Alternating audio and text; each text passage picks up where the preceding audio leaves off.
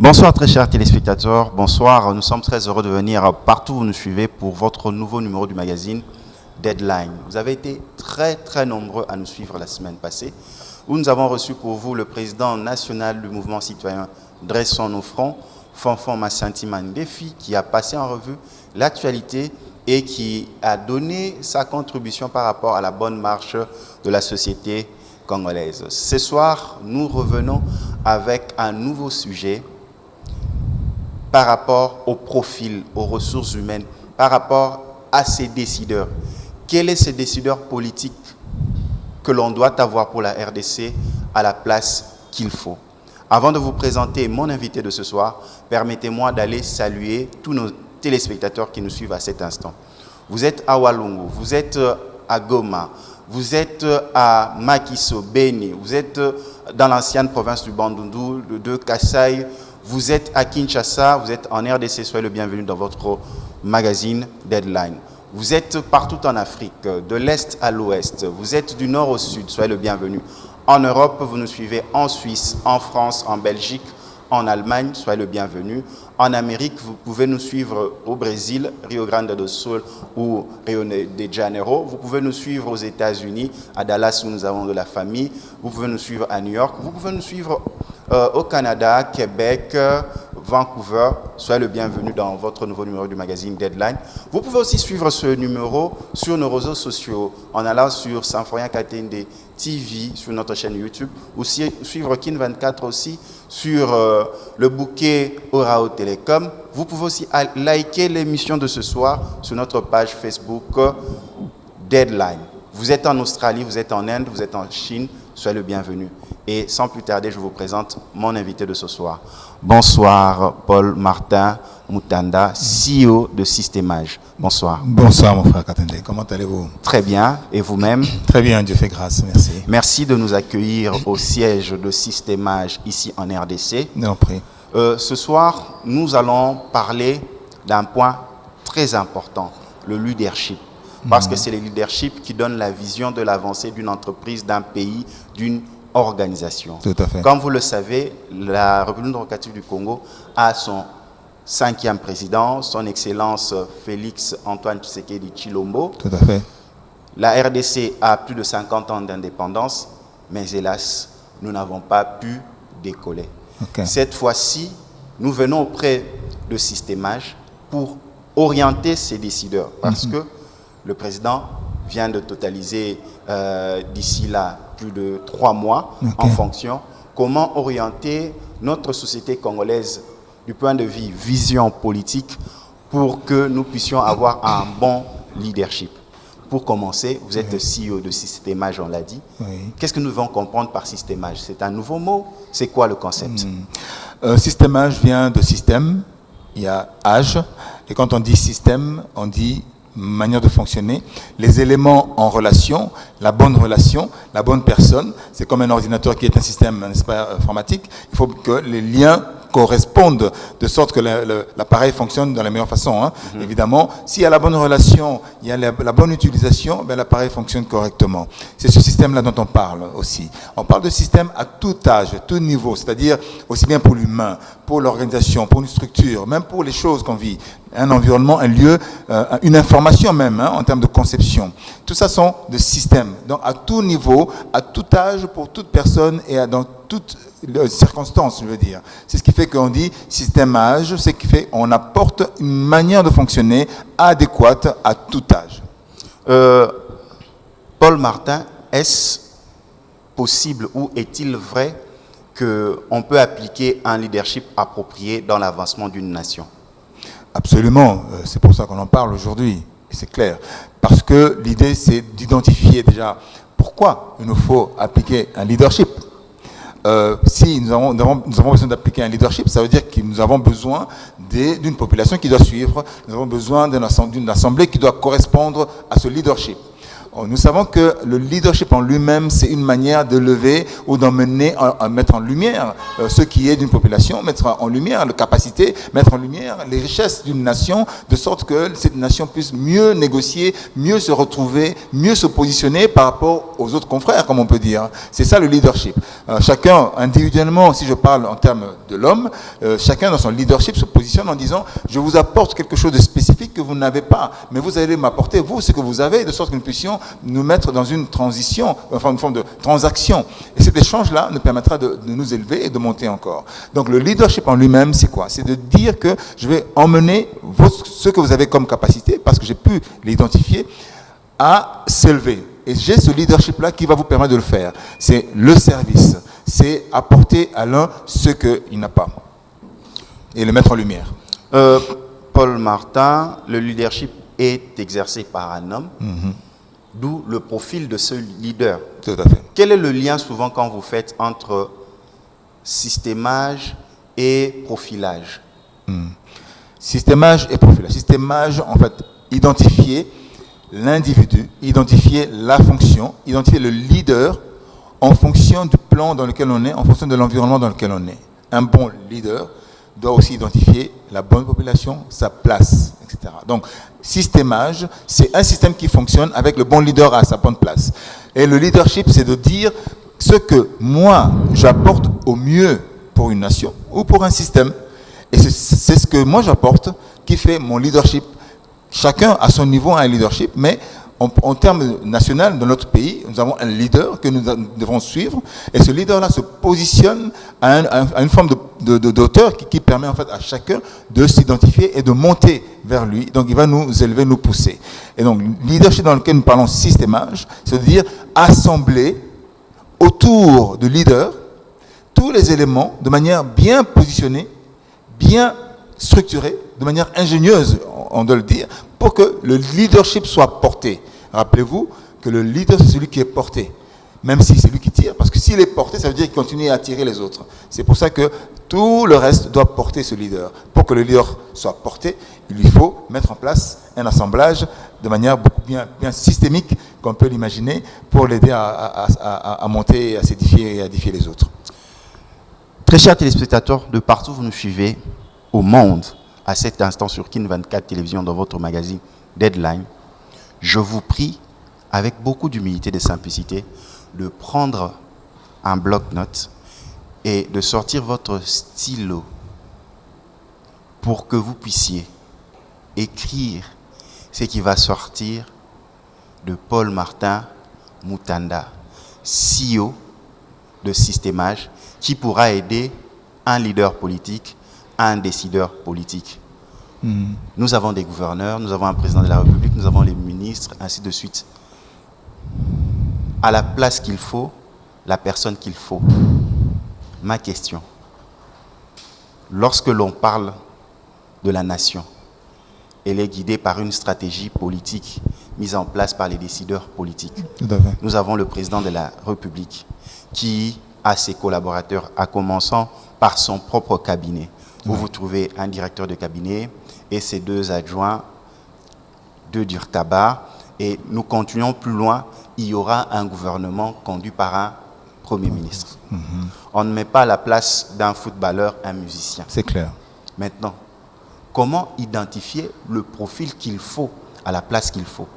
Là, vous parlez à un décideur qui nous suit à cet instant. Le profil qu'il faut à la place qu'il faut dépend de la vision. Quand on a une vision, un leader a une vision. Quand on parle leader, c'est celui qui a toujours une vision, même si cette vision n'est pas exprimée, mais c'est un leader dans son domaine de prédilection. L'idée pour nous, c'est que le leader ait une vision. En ayant la vision, cette vision doit être transmise sur le terrain. Mais pour qu'une vision soit transmise dans le fonctionnement même, il faut qu'il y ait des fonctions qui soient adéquates à cette vision. Et ainsi, on commencera à mettre les opérations en place qui permettent d'aider le leadership et cette vision à se mettre en place. Pour nous, quand on parle un leadership ou bien un leader du pays, d'une nation, qui doit mettre son cabinet en place, c'est qu'il y a d'abord l'écriture de la vision, qui est souvent la première chose à faire, et ensuite en termes de portefeuille, emmener tous les projets à mettre en place, mais sous quelle forme? Sous la forme de fonctions et d'opérations. Mais si les fonctions que nous mettons en place ne correspondent pas aux objectifs visés par la vision, nous ne pourrons pas opérer sur le terrain réellement pour atteindre ces objectifs. C'est pour ça qu'on parle souvent de 4 éléments principaux. Pour toute chose, toute vision, tout individu, on parle d'abord d'un système dans lequel on est. Quel est l'environnement dans lequel on fonctionne? Avec qui? Avec quoi? Comment? Quelles sont les relations qui régissent quelque part ceux qui fonctionnent dans ce système? Il y a les informations, il y a les lieux, il y a les choses, etc. Il y a l'argent et toutes les ressources. Quel est le système qui fonctionne? On identifie déjà l'environnement. Et cet environnement-là nous permet de dire avec qui on est. Ça, c'est le deuxième point. Donc d'abord, il y a l'environnement qui est le système, l'organisation. Ça, c'est le premier élément. Deuxième élément, c'est tout ce qui est les personnes qui... Parce que c'est comme l'individu, c'est le facteur déterminant, c'est l'homme, puisque nous parlons de l'homme. Tout à fait. Savoir à qui on a affaire. Donc déjà là, on commence à toucher un point sensible. Qui est qui? Je m'explique. Qui produit quoi réellement? Parce qu'on peut être qui on veut. Je peux avoir mon titre de je ne sais pas qui, président ou directeur ou bien roi, mais je produis quoi en tant que roi? Est-ce que ce titre n'est qu'un titre nominatif ou bien c'est vraiment un fonctionnement que j'ai au fond de moi? Et donc je dois identifier la personne en tant que fonctionnement. S'il vous plaît, je ne vous interromps pas. Vous Oui. voulez dire que c'est la personne qui fait la fonction ou bien c'est la fonction qui fait la personne? Non, la fonction fait la personne. Ok. Parce que la fonction fait la personne, c'est pour ça qu'on dit identifier l'individu, l'identité qu'on est. Mais pour savoir qui on est, on sait comment on fonctionne. C'est ce caractère-là, en fait, qui va nous donner notre identité.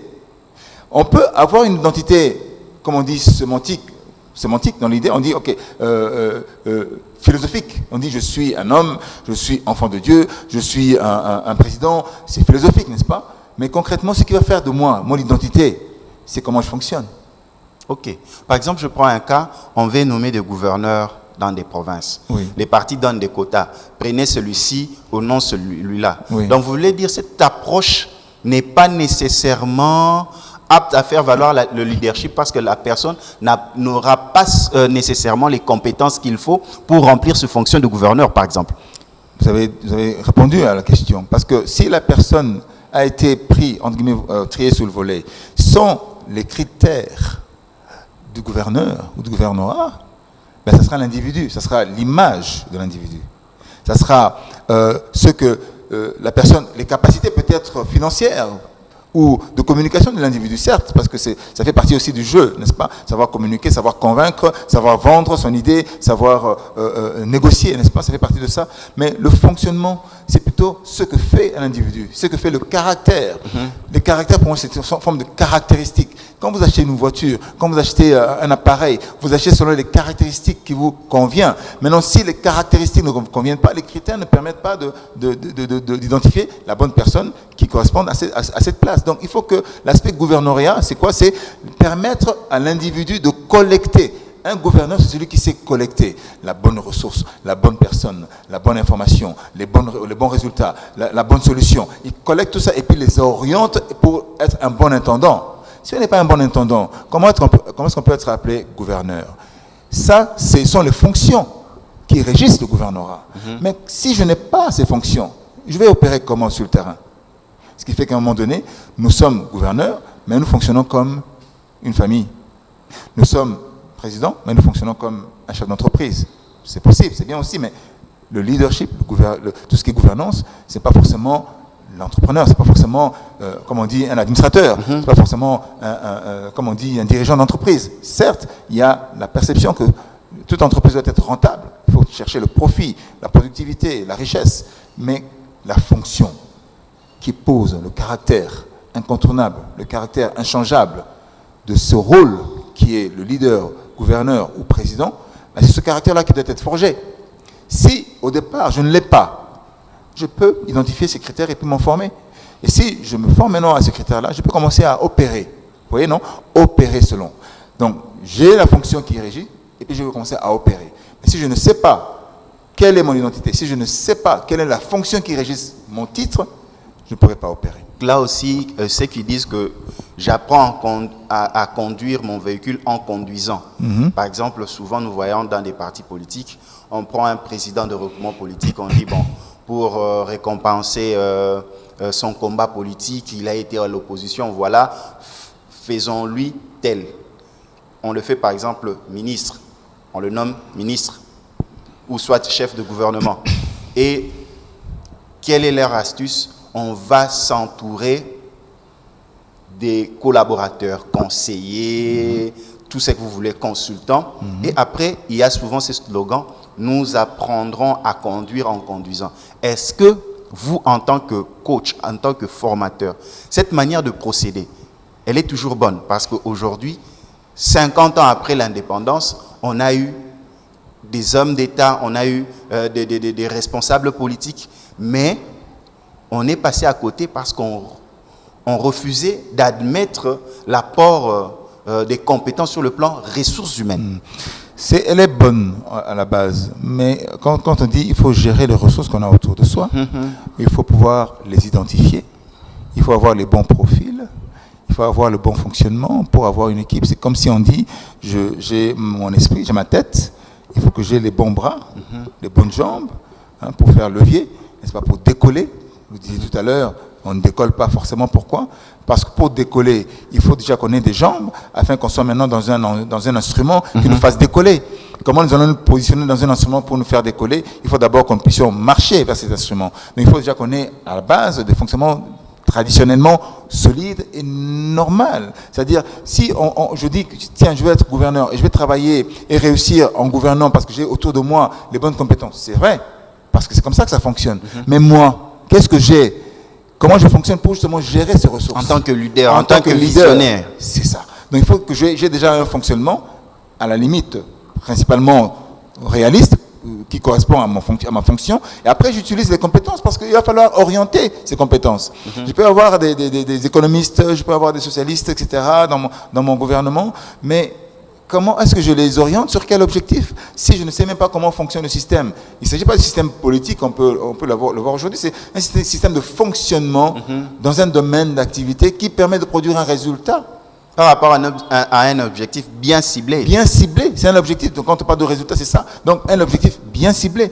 Qui va fonctionner pour quel objectif? Quelle est la bonne personne pour tel objectif? Dans ce cas-là, pour cet objectif, quelles sont les ressources qui doivent lui être assignées? Parce que nous allons assigner les ressources à la mauvaise personne. Les ressources à la mauvaise ressource, comme on dit. Un être humain, c'est une ressource. L'argent, c'est une ressource. L'intelligence, c'est une ressource. Les outils, c'est une ressource. Et donc, nous risquons de donner la mauvaise ressource à la mauvaise ressource pour pouvoir aller. Ou alors, on donnerait la bonne ressource qui correspond à notre objectif, mais à la mauvaise personne. C'est pour ça qu'on parle de trouver la bonne personne à la bonne place. Et c'est parmi les 4 objectifs, les 4 points. Il y a l'instrument, le système, il y a l'individu, la personne, il y a les outils qui sont nécessaires, quels outils dont on aura besoin pour pouvoir fonctionner, et aussi, finalement, quels sont les véritables instruments. Une parenthèse. Vous savez, vous et moi, nous pouvons être des instruments dans les mains de quelqu'un. Tout à fait. Les instruments dans les mains d'une institution, d'un système. Est-ce que nous savons dans quelles mains nous sommes instrumentalisés? Est-ce que nous savons dans quelles mains nous sommes un instrument? Qu'est-ce que nous créons? Si nous ne savons pas déjà à la base, nous avons un problème. Quand nous allons nous mettre dans un système de leadership, nous ne saurons pas qui est en train de nous instrumentaliser, n'est-ce pas? Donc l'idée, c'est d'identifier d'abord quel instrument nous sommes. Ça veut dire quoi? Concrètement, qu'est-ce que je produis? Je disais tout à l'heure, un instrument de musique produit certains sons pour qu'on ait une forme d'attitude. Tout à fait. Quand il y a la musique, on commence à voir... Ou alors, on est déterminé quand on a la musique. Alors, ok, on est battant parce qu'il y a la musique. Ou bien, une musicalité dans la vie qui nous permet d'être battant ou pas. Il y a là des aspects de contrôle. On contrôle pour s'assurer, pour garantir, n'est-ce pas, que la qualité est bonne. On peut produire le contrôle, naturellement. On peut produire aussi quelque part l'aspect politique pour produire la richesse, naturellement. Mais je disais aussi que si on ne sait pas quel instrument on est, on va commencer à produire la richesse dans un mauvais environnement. Et en produisant la richesse dans un mauvais environnement, la richesse dont on parle là, dans un mauvais environnement, c'était la mauvaise richesse. Or, quand nous produisons la richesse dans un mauvais environnement, en fait, nous sommes en train de promouvoir la pauvreté. Tout à fait. Parce que nous continuons à promouvoir ce qui n'est pas riche, mais même si c'est riche en mal, ça devient la pauvreté. Donc, on doit identifier dans quoi on est. On doit identifier dans quelle main nous sommes, et surtout identifier quel instrument nous sommes déjà au départ, et avec quel outil on peut fonctionner. Donc, je résume, la situation, donc le contexte, donc le système, 2, les personnes qui régissent ce système-là, qui contrôlent, parce que c'est le facteur déterminant, 3, c'est les outils, on l'utilise comment, avec quoi, pourquoi, et puis finalement l'instrument qu'on est pour savoir ce qu'on produit naturellement, même quand on dort. Voilà, très chers téléspectateurs, c'est avec beaucoup d'attention qu'on est en train de suivre Paul Martin qui nous explique, qui parle à un décideur politique. Oui, nous avons remarqué la RDC, 50 ans d'indépendance, mais on peut se le dire, pas tellement d'avancée. Pourquoi? Parce que le leadership exercé par nos politiques n'a pas été toujours juste. C'est la raison pour laquelle nous venons auprès d'un expert pour échanger, pour parler du systémage, du profilage. Comme l'aime bien dire Paul Martin Mutanda, nous sommes tous féconds. Mais il faut savoir, on est fécond en quoi? On est fécond en choses positives, ou on est fécond en choses négatives. Et là, il avait survolé les 4 points, système, outils, instruments, il nous a parlé. Mais là, on va revenir sur cela parce que c'est important. Aujourd'hui, tu es député national. C'était tes ambitions. Mais est-ce que tu t'es fait élire député? Est-ce que tu as les compétences ou les qualités d'être un bon député national afin de parler pour ta communauté? Tu as voulu être sénateur. On t'a élu sénateur. Est-ce que tu as les bons instruments, les bons éléments? Est-ce que toi-même tu as un instrument pour être un bon sénateur afin d'atteindre ton objectif?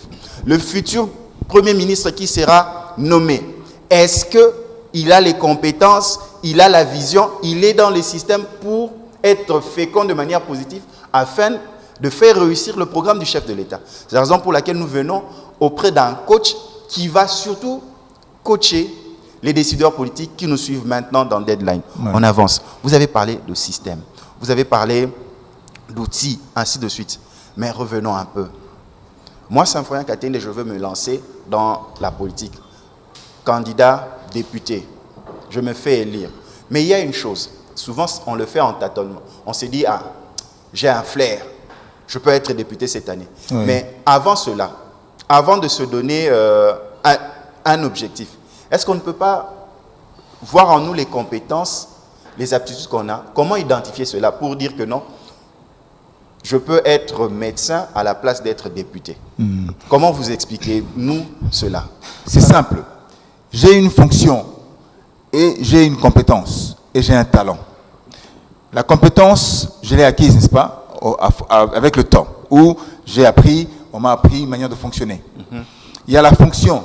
Quand je suis, ce que je produis naturellement, ça se fait naturellement. Mais il y a le talent que j'exerce et que, entre guillemets, j'arrive à être une solution pour d'autres.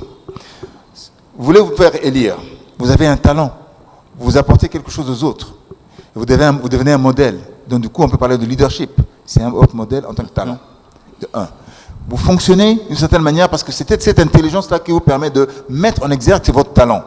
Okay? C'est une chose aussi, c'est comment vous ajustez le talent que vous avez pour le faire vivre. Et de 3, vous avez une compétence. Cette compétence, vous l'avez apprise, n'est-ce pas? Peut-être que vous avez eu des compétences qui n'ont rien à voir avec le rôle que vous voulez jouer aujourd'hui en tant que politique. Journaliste, par exemple, vous voulez même entrepreneur, mais vous n'allez peut-être pas trouver le lien entre entrepreneur et gouverneur. Moi, je dirais que mais si, parce que en tant qu'entrepreneur, vous allez identifier les éléments qui servent la cause politique. Tout à fait. Et c'est là qu'on parle de profilage. On dit comment vous allez vous faire profiler, comment vous allez vous faire coacher, non seulement pour identifier ce que vous avez en termes de compétences et solutions pour les autres, mais le fonctionnement qui soutient ces solutions. Mais en même temps, maintenant, si vous avez une compétence, comment vous allez mettre en valeur la compétence que vous avez pour la fonction que vous voulez aborder maintenant en tant qu'homme politique. Et après, le reste sera quoi? On identifie les critères, on les met ensemble, et c'est comme un entraînement. Vous repartez à l'école de qui vous êtes. C'est-à-dire que vous apprenez comment vous fonctionnez. Vous apprenez comment vous réussissez. Vous apprenez maintenant que quand vous échouez, c'est parce que vous n'utilisez pas votre intelligence. Vous comprenez maintenant quand vous n'êtes pas à votre place, c'est parce que vous utilisez les stratégies d'autres personnes. Donc, mais dans votre fonction, utilisez ce que vous avez. Ça veut dire quoi? C'est que vous commencez à utiliser maintenant, quand on a dans le modèle, dans les business, vous commencez à utiliser votre modèle d'affaires. C'est que là, vous proposez quelque chose que personne d'autre n'a. Vous pouvez être gouverneur, mais comme la plupart des gens qui sont gouverneurs, mais vous avez une compétence spécifique, un talent qui fait la particularité de votre être. Et quand vous êtes choisi, c'est que vous allez maintenant transcrire cette qualité, transcrire ces compétences autour de vous et faire en sorte que vous deveniez un modèle. Mais si vous n'avez pas de contenu en tant qu'individu, vous êtes gouverneur, vous allez transmettre quoi? Vous allez laisser quoi comme héritage à vos populations, à ceux de qui vous prenez soin? Ce ne sera pas les mots, ce sera ce que vous allez transmettre. C'est ce qu'on dit, vous savez.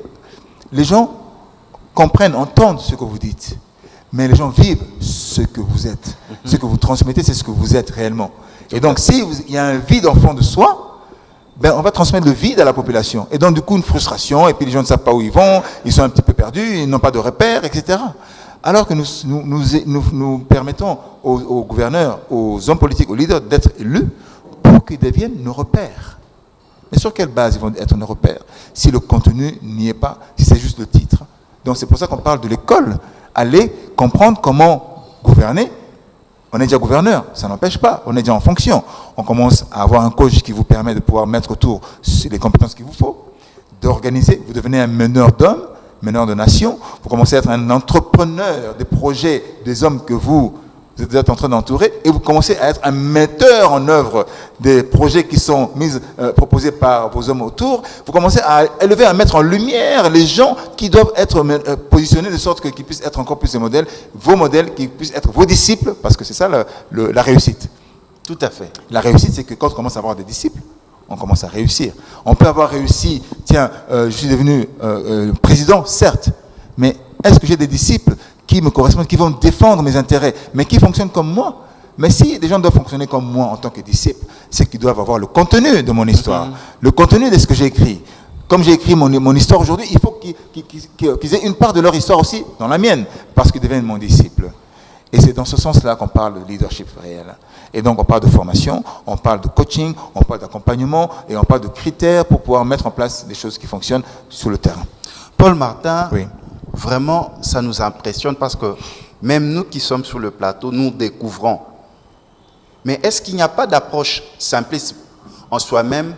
Tu évalues les forces et faiblesses en toi, tu te dis, je suis apte à ça et pas apte à ceci. Est-ce que c'est possible de le faire? Cette manière-là, tu compares un peu tes points et tes faiblesses pour avoir un profil, tu te regardes, tu dis, non, par rapport à ce que je viens d'énumérer comme forces et faiblesses, sûrement, je ne suis pas bien en tant que député national. Je serais bien, par exemple, en tant que, prenons le cas, ministre. Oui. C'est une façon de voir qui peut être une forme de ce qu'on appelle prendre ses responsabilités. Et en même temps, vous savez que quand on est au pouvoir, ça c'est un peu le caractère humain, hein, c'est un peu le fonctionnement humain, on veut plutôt utiliser le pouvoir pour s'améliorer. On ne veut pas lâcher le pouvoir, on ne veut pas lâcher sa position. On ne prend pas forcément nos responsabilités dans ce cas-là. Mais bon, ceci dit, c'est naturel, c'est humain. Allons dans le sens où j'ai le pouvoir et je veux le garder. Tout à fait. Qu'est-ce que je veux faire dans ce cas-là? Je sais que je suis bon pour être ministre, pas pour être gouverneur, par exemple. Ce que moi je veux faire, je vais travailler sur mon influence. Je vais travailler sur le pouvoir que j'ai. Je vais travailler sur les compétences de gouverneur. Parce que gouverner, c'est quoi? C'est faire l'intendance. Gouverner, c'est quoi? C'est de savoir organiser les ressources. Organiser les ressources pour que tu puisses jouer le rôle de ministre. Tout à fait. Et quand tu arrives à le faire, ça veut dire quoi? Tu es dans ta position. Même si tu restes gouverneur, tu as un rôle de ministre. Parce que c'est ça le but. C'est quoi être ministre? C'est quoi être gouverneur?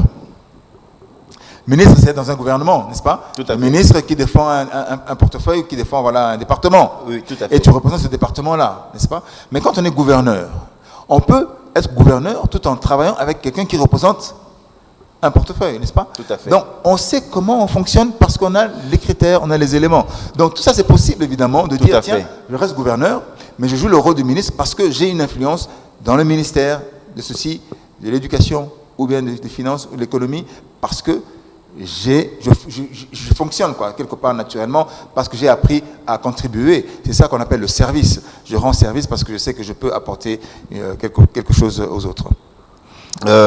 Nous n'allons pas entrer en polémique. Oui. Aujourd'hui, il y a l'engouement. Oui. Nous allons parler aussi de la femme. Par rapport au candidat, la candidature des présidents à la tête de l'Assemblée nationale, nous avons par exemple une femme, Madame Janine Mabunda, et d'autres challengers.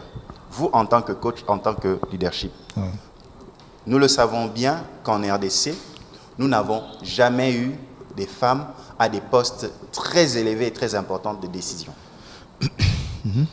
Nous n'oublions pas qu'il y a un combat pour la femme. La femme veut s'émanciper, la femme veut qu'on puisse la reconnaître.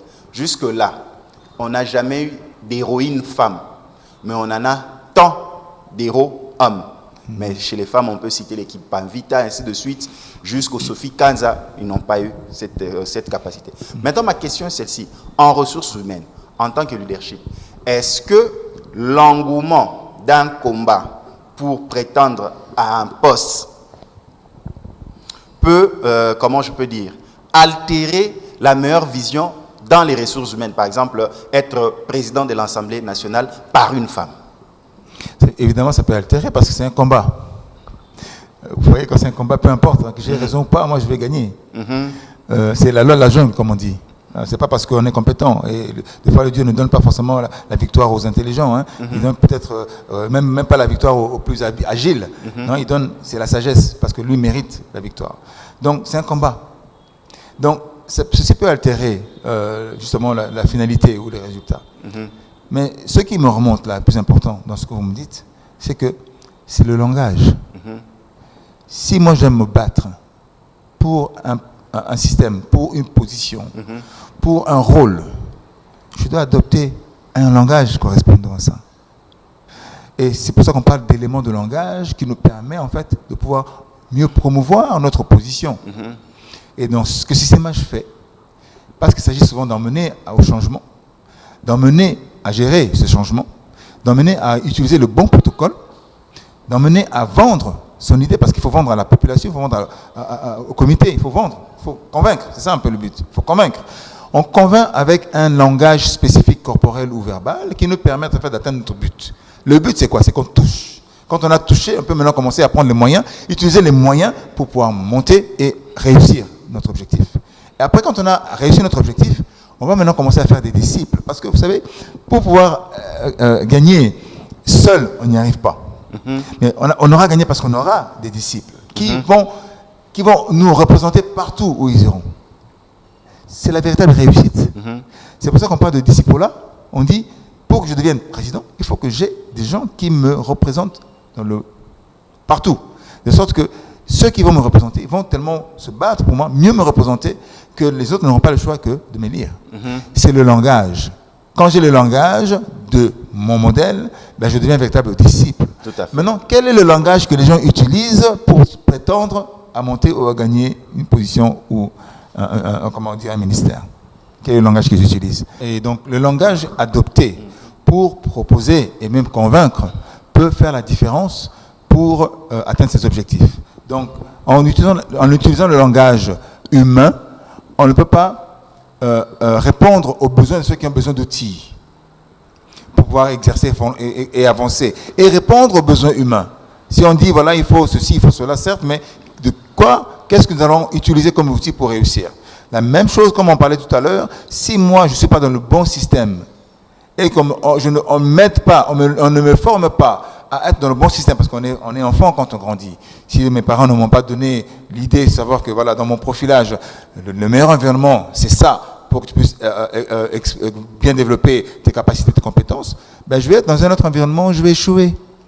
Et les parents ne vont pas forcément chercher à m'emmener là où il faut. Ils vont me dire, moi j'ai toujours été médecin, tu seras médecin parce que je connais le métier. Or, il n'a pas besoin d'être médecin. Moi j'étais président, toi aussi tu vas être président, mais ce serait un échec total. Parce que le contexte change et la personne change. Donc le langage est très important à adopter pour l'environnement dans lequel on veut exploiter et puis développer. Mais ce que nous pouvons dire en toute honnêteté, ce n'est pas parce que Mme Janine Mabunda est une femme qu'elle n'est pas compétente d'être présidente de l'Assemblée nationale de la RDC. Là, il faut enlever cet équivoque-là. Si elle est capable d'assurer ce poste, accordons à la femme la place la plus élevée. Madame Janine Mabunda peut être une très bonne présidente de l'Assemblée nationale et même nous épater en termes de compétences. Et cela servira de go pour changer cette dimension de la femme dans l'exécution de hautes fonctions dans notre pays. Donc l'égalité de chances doit être de rigueur en RDC. De la même manière que l'homme a accès à des hautes fonctions, il est temps que la femme puisse accéder à ces fonctions. Si Madame Janine Mabunda a les compétences et les capacités d'être présidente de l'Assemblée nationale, il faut qu'elle puisse avoir cette place. Donc là, il n'y a rien à faire. Nous avançons. Oui. Nous entamons déjà la dernière ligne droite de nos échanges, si important. Oui. Partout, on est en train de nous suivre, les décideurs politiques, ceux qui sont dans les partis politiques, dans les mouvements citoyens, ils apprennent peut-être des informations qu'ils n'avaient pas, parce que l'on chasse les barrières de l'ignorance en acquérissant de nouvelles connaissances, en posant des bonnes questions. Souvent, on dit que l'opportunisme tue l'opportunité.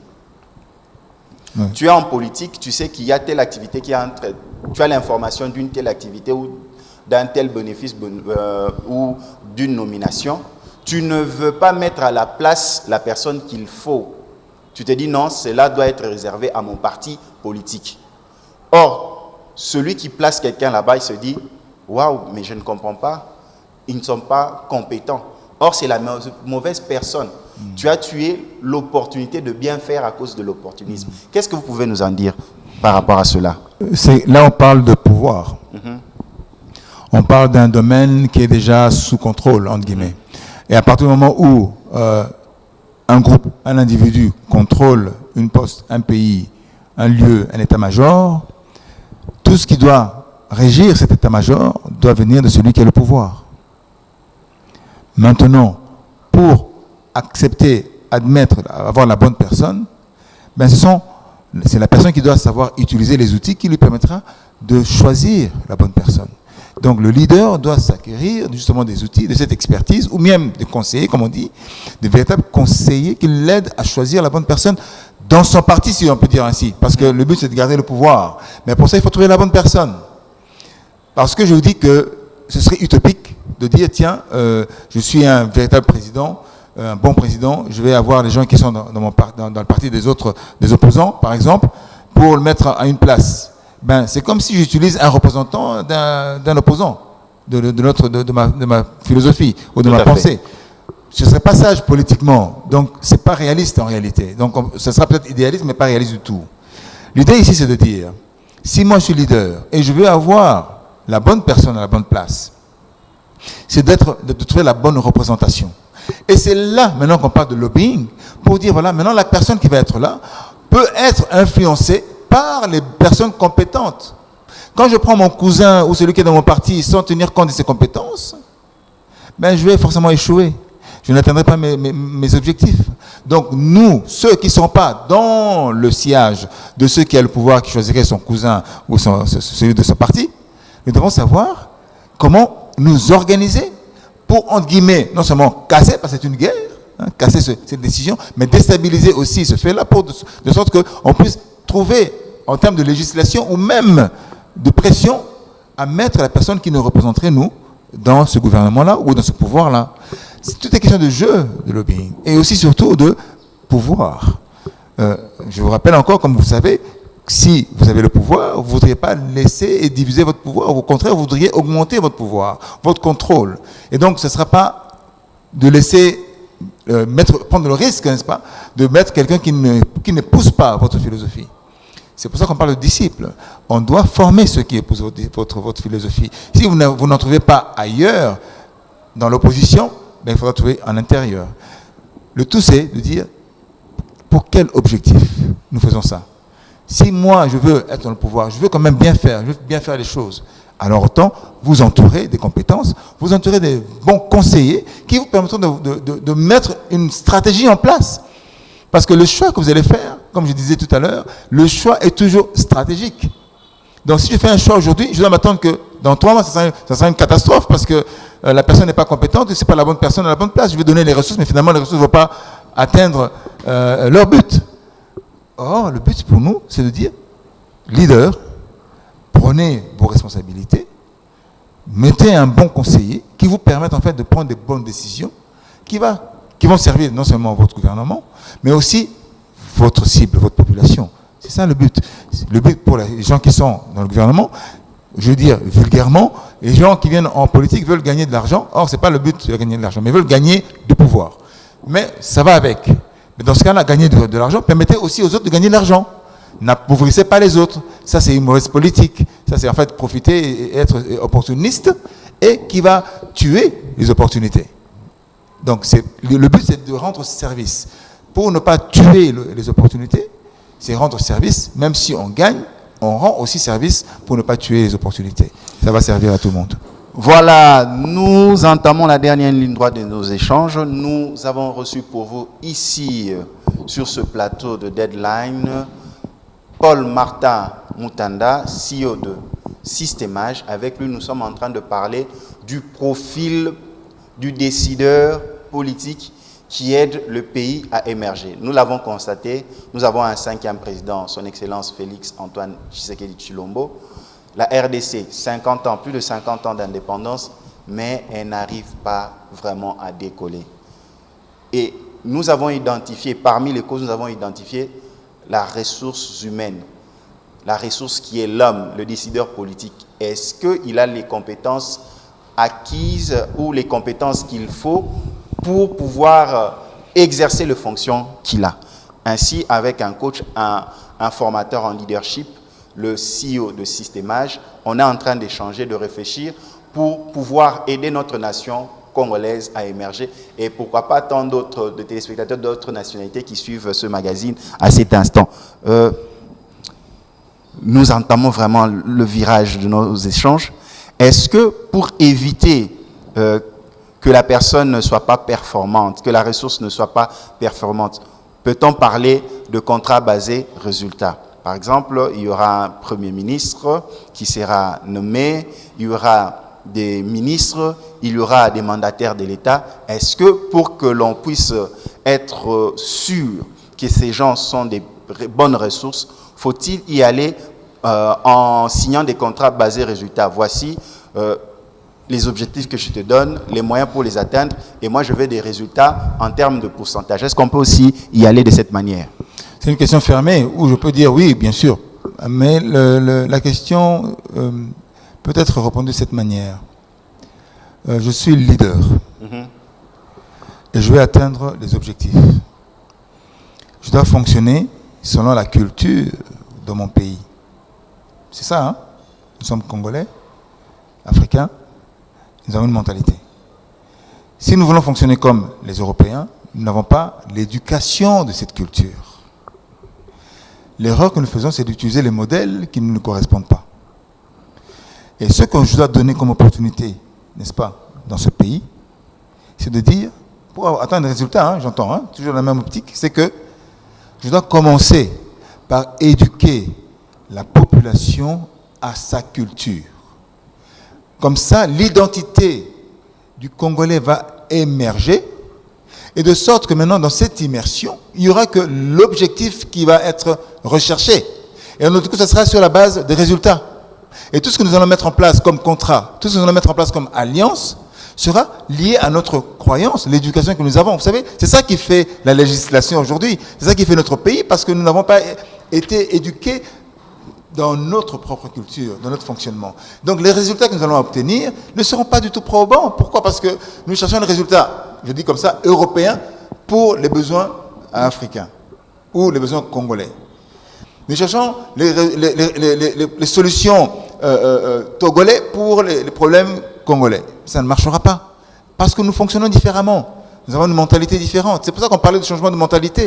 Ce changement de mentalité, c'est d'abord apprendre sa culture, avoir l'éducation de sa culture, et puis avoir la bonne école qui nous permet de pouvoir être la bonne personne, et ensuite commencer à nous fonctionner comme ça. Et quand je vais me présenter pour proposer quelque chose, chacun de nous va être dans l'objectif résultat. Et même après l'approche, va être résultat. Qu'est-ce que vous allez proposer? Qu'est-ce que vous proposez? Qu'est-ce que vous apportez comme solution? Ça. Comment est-ce qu'on peut évaluer ces solutions? Comme ça. En combien de temps on peut atteindre ces solutions? Et puis si vous n'atteignez pas vos objectifs, qu'est-ce qu'on fait? J'assume les responsabilités. Par exemple, ça c'est orienté objectif. C'est pour ça que la détermination nous emmène à atteindre l'objectif. Mais la décision, ça nous permet de pouvoir focaliser sur cet objectif-là. Mais pour l'atteindre, c'est la détermination. La détermination, c'est le caractère.